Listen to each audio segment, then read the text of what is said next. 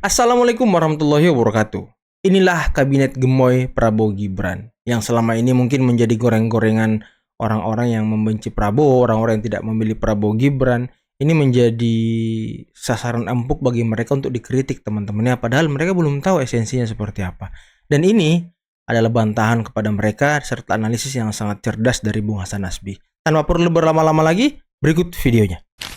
Kita ngelihat ukuran sama kita ngelihat persoalan. Dan kemarin sorry Bang, Bu Mega di pidato itu ngomong juga loh. Iya. Saya bikin kementerian dulu kecil, Zaken, ya gitu-gitulah. Bisa kok gitu-gitu. Kalah kan pemilunya. Ya bisa kan kurang subjektif. Masyarakat nggak bisa. Buktinya menterinya Bu Mega dipilih jadi presiden waktu itu. Ya juga sih. Ya. Kan ukuran kesuksesan itu publik yang menilai. Kalau kalah berarti dia nggak sukses sama publik. Si Timur itu berapa jumlah penduduk? Sampai nggak 2 juta? Nggak nyampe kayaknya 2 juta. Menterinya mungkin 19 kan? 46 Bang. Nggak dong. Menterinya 46. 46 menterinya? Iya. 1,8 juta. Kemarin Mbak Uni Lubis cerita. Dia kan 46 enggak lah. Bang, Menteri. Mbak Uni Lubis cerita. Dia kan 1,8 datang ke juta. pelantikan Perdana Menteri Timor Leste, Pak Sanana. 46 menterinya. Satu-satu tuh harus tanda tangan. Itu ada 46 biji. Nah, apalagi itu? Maksudnya menteri, kepala badan, kepala lembaga gitu-gitu. Oke, tapi yang menterinya Ya, atas nama menteri. Itu selevel menteri, Bang. Iya, enggak usah level menteri, atas nama minister berapa? 19. Oh, enggak tahu deh aku. Mungkin enggak nyampe 20. Oke, tapi 1,8 juta penduduk. Dengan lembaga negara gitu jadi banyak kan 46. 46 katanya. Amerika size-nya hampir mirip Indonesia lah. Sebesar. Menterinya emang enggak banyak, cuma belasan. Tapi dia punya agensi besar-besar, otoritasnya kadang-kadang di atas kementerian. CIA, NSA, DEA, ya kan? USAID, FBI, CIA, EPA ya. segala macam itu gede-gede. USAID Agensi-agensinya, itu, badan dan USAID. agensinya besar-besar, powerful. Iya, powerful sih. Banyak juga urusannya. India 1,6 miliar. Ya kan? 58 menterinya. 58 Bang. 58. 58 ya. Jadi kita kalau 40 menteri, 45 menteri masuk akal juga. Dengan size ya. Dengan size persoalan, dengan size negara masuk akal. Singapura misalnya belasan, berapa? 16, 17? Enggak tahu saya Singapura, belasan ya? Singapura. Ya wajar lah size-nya 6 juta. Iya, penduduknya. Kayak DKI aja kan? Iya, kayak DKI doang. Sebesar Kayak kepala dinas ini Bang. iya, dia punya kepala dinas berapa itu masuk akal aja gitu. Tapi negara sebesar ini menurut saya 40, 45 masuk akal. Nah, coba nanti cek di Undang-Undang Kementerian Negara. Segmentasi pokok-pokok pembangunan itu ada 46. Masalah-masalah pembangunan itu ada 46. Bukan masalah, bidang-bidang pembangunan itu ada 46. Kalau misalnya jumlah kementeriannya misalnya 30-an, itu kan banyak bidang-bidang yang digabung. Misalnya PUPR. Sebenarnya dua hal yang sangat berbeda. Pekerjaan umum dan perumahan rakyat itu dua hal yang sangat berbeda, tapi digabung. Idealnya itu ada kementerian sendiri atau badan sendiri. Perumahan rakyat nih, pekerjaan umumnya digencet, perumahan rakyatnya nggak jalan. Maksudnya digebut-gebut, bikin jalan tol, bikin apa segala macam, tapi irigasi misalnya bendungan, perumahan rakyatnya jalan nggak? Kemarin itu kita sama Bu Khofifah kan. Si Budi nanya, "Bu, Kemensos kalau digabung sama perempuan dan anak nih gimana, Bu? Ibu kan pernah dua-duanya," kata Budi. Iya, satu orang pernah dua jabatan itu ya. Kata Bu Khofifah, "Jangan, kalau dia gabung Kemensos nanti prioritasnya Kemensos, perempuan dan anaknya nggak diurus." Pasti itu. Soal Coba kan ada gosip juga kan Bang. Misalnya Kemensos bidang mau digabung pembangunan sama itu PPA. ada desa, daerah tertinggal, transmigrasi. Itu tiga tema yang berbeda. Tiga tema yang berbeda. Lingkungan hidup, kehutanan, dua tema yang sangat berbeda. Ya, lingkungan hidup itu konservasi, kehutanan itu Kehutanan bisa juga konservasi, tapi lingkungan hidup tuh luas banget. Iya. Itu nggak di hutan harusnya itu. Iya. Fokusnya environment tuh bukan itu, bisa di laut, laut. Itu Ya. dianggap satu gas satu bisa rem. di sungai. Iya, satu gas satu rem katanya. Satu gas, iya, tapi itu gini. Maksudnya ada bidang-bidang pembangunan itu 46. Kalau 46 itu dijadikan kementerian kan masuk akal aja. Iya, sama kayak ini kan, Menteri Pendidikan dan Kebudayaan. Harusnya kan itu dipisah, kebudayaan sendiri aja ya kan. Pendidikan sendiri, kebudayaan sendiri. Ini kan pendidikannya jalan, kebudayaannya kurang gitu ya kan. Kalau kita lihat sendiri kan Menteri ini kayaknya jarang deh ngomong soal kebudayaan. Harusnya kan kebudayaan ini menteri sendiri dan fokus untuk meningkatkan dan mengembangkan kebudayaan-kebudayaan di Indonesia yang sudah banyak terancam untuk hilang dan punah gitu ya kan. Kan gitu. Misalnya ini kalau kita berpikirnya secara ini nih, secara garis lurus ini ada 46 persoalan-persoalan dan bidang-bidang pembangunan, 46. Kalau itu mau ditangani semua oleh kabinet secara spesifik, secara terspesialisasi, minimal 46 Kementerian. menteri. Artinya nambah sekitar 12 ya. Iya. Iya, plus 4 Menko. Jadi Iya. berapa 50? Tapi kalau dibikin 40 juga nggak apa-apa kan? Dibikin 45 juga nggak apa-apa kan gitu. Dibikin 30 juga nggak apa-apa digabung-gabung segitu. Tapi ketika digabung-gabung tadi ada prioritas memang. Pasti ada yang ketinggalan. Dikorbankan. Ada yang ya itulah yang jadi kurang prioritas. Jadi yang kayak gitu-gitu menurut saya. Jadi kalau misalnya ini kan berdasarkan kebutuhan. Orde Baru aja kan kita jumlah penduduk gak sebesar ini nih. Menterinya 40-an. Iya, aku cek nih, Bang. Plus menteri muda pula. Iya. Padahal zaman itu kalau tuduhannya ini adalah untuk akomodir politik, di zaman itu nggak perlu ada akomodasi politik. Iya betul. Buat Iya. apa kan? Buat Yang, yang berkuasa cuma Golkar ya kan. Tapi karena memang kebutuhan. Karena memang kebutuhan. Bahwa ada misalnya pemimpin yang berpikir bahwa kita maunya 30 mau ramping, nggak apa-apa juga. Selama bisa dikerjakan nggak apa-apa. Tapi style orang beda-beda kan. Ada yang pengen detail nih, spesifik per kementerian, nah gitu.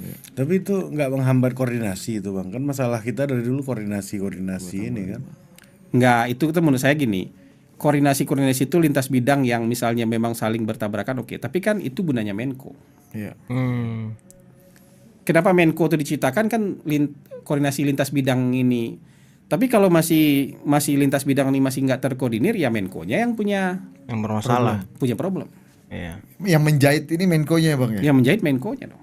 Yang memutuskan ini yang harus jalan ya. Kalau tabrakan ya Menko-nya dong. Itu gunanya Menko. Iya. Ini kabinet pembangunan 40 40. menterinya. Nggak ada akomodasi politik loh itu. Nggak ada. Ulang suka-suka partainya apaan tunggal kok penguasanya itu. Nggak ada P3 yang diakomodir, nggak ada PDI yang diakomodir. Iya. Dan size negara kita nggak sebesar ini. Iya. Coba lihat kabinet pembangunan 5 berapa? Kabinet pembangunan 6 itu 39 tambah 3 berapa? 42. 42. Iya, begitu. Jadi menurut saya make sense saja lah. Kalau ada 46 bidang-bidang pembangunan, ya menteri kita 46 juga apa-apa. Atau bisa dibikin 44 nggak apa-apa juga gitu. Ini sih apa ya? Orang-orang ini ya kalau mendengar dan melihat sebuah kebijakan atau apapun itu pikirannya langsung negatif loh. Coba dicerna dulu dengan nalar yang baik, dengan pikiran yang jernih, baru Anda berkomentar gitu ya kan. Orang-orang kadang kabinet gemoy, gede, mau ngasih makan semua partai pengusung dan segala macam. Apaan sih? Berpikirnya tuh jangan kayak anak kecil loh. Dibikin 45 juga apa-apa. Jadi ini di luar konteks akomodasi politik menurut saya. Karena akomodasi politik ini untuk apa?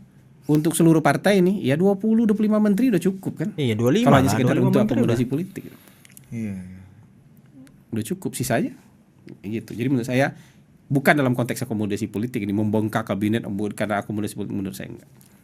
Kebutuhan aja. Jadi sekarang presidennya berpikir saya mau lihat bidang-bidang pembangunan ini mau diurus secara spesifik oleh satu kementerian atau masih ada yang digabung-gabung gitu aja. Kalau ada rencana misalnya untuk menambah, kan ada isu tuh menambah kementerian, menurut saya dalam konteksnya adalah karena bidang pembangunannya ada 46. 46. Oh, akarnya dari Likuidasi itu berarti nggak mungkin ya, Bang? Likuidasi. Melikuidasi kementerian seperti dulu. Kalau ada kementerian yang dianggap bukan bagian dari pembangunan, bisa aja, why not gitu. Tapi menurut saya makin kesini bidang pembangunan itu makin banyak, kecuali nggak relevan lagi dengan zaman.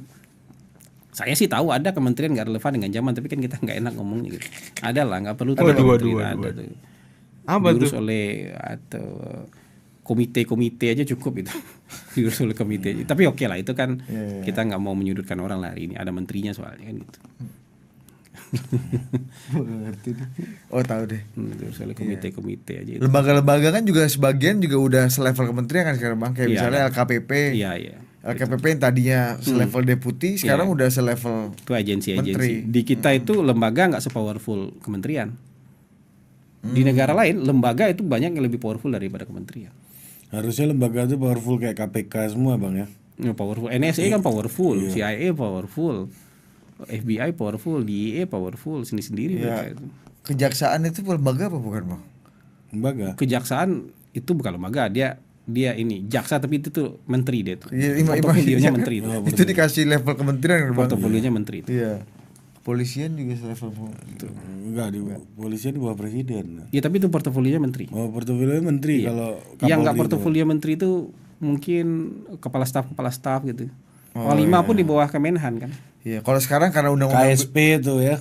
KSP portofolio menteri. menteri. Tapi Kepres bang dia nggak pakai undang-undang. Tapi menteri bos. Tapi portofolio menteri. Portofolionya. Portofolio menteri. Seskap juga portofolio menteri. Dulu kan digabung kan Seskap dan Sesnek ini kan. Gitu. Oh jadi bukan atas nama ini bang, maksudku ketika dihadapkan pada efisiensi, lean and good governance, ini bukan yang bertabrakan dengan semangat itu gitu bang ya? Menurut saya gini, kan kita bicara ini negara yang 270 juta penduduk, itu sama juga dong. Kita harus rancang sebuah pemilu yang murah di Indonesia. Nah, ini mimpi gitu loh. Coba bandingkan dengan negara Eropa gitu. Negara Eropanya penduduknya 12 juta. Pemilunya murah gitu. Iya. Di kita Iya, belum lagi distribusi alat-alat KPU ya kan, kertas surat suara, boxnya dan segala macam. Distribusinya itu kan sampai ke pelosok, susah murahnya. negara sebesar ini nggak mungkin dengan sistem demokrasi ya, nggak mungkin. Iya. Pemilu murah, nggak mungkin pemilu murah.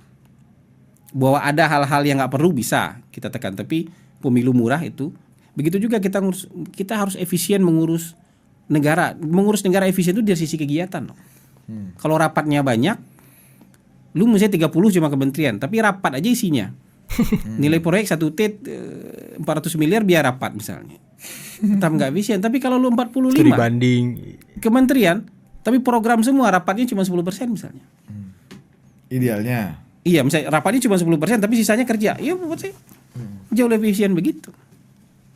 Yang kayak gitu-gitu. Jadi kita melihatnya jangan hanya dari satu sisi ukuran, tapi kinerjanya.